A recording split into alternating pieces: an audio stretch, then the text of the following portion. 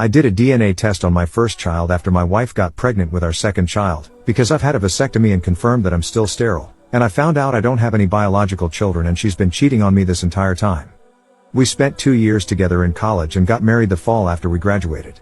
We spent 2 years exploring our relationship and finally settled down, ready to raise a family.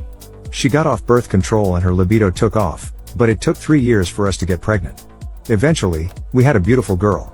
After a couple of months, my wife got back on birth control and had a hard time with it. Her doctor switched her medications several times, but she experienced bad side effects with each one. We talked about it and were unsure if we wanted another child. Since it was easier for me to get a vasectomy reversed later if we decided to have more children, I had the operation. That was 3 years ago. After coming off birth control, my wife felt better, and sex has been worry-free since we could no longer get pregnant. We actually have sex more now than we did in college. Then, 3 weeks ago, my wife was late for her period, which isn't that unusual for her. I noticed she had some tenderness in her chest and started showing what seemed like signs of morning sickness. I know there have been cases of nature reversing vasectomies, so I went to the doctor and had my sperm count checked. The verdict was that I'm still sterile, but I didn't tell my wife. My wife eventually went to her doctor and confirmed she was pregnant. She asked me to go to my doctor to get tested. I didn't go right away because I was literally sick from the stress of the situation. I had all sorts of sick scenarios going through my head.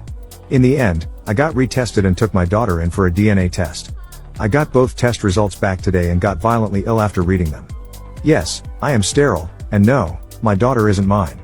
When my wife got home, I showed her my test, and she denied any wrongdoing, claiming there was a problem with the test. I showed her the test from last week, and she broke down crying.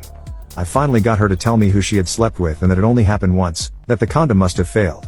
I made her tell me the story 3 times, and each time I asked her if that was the whole truth and if there was anything else she needed to tell me because another lie would mean we were through.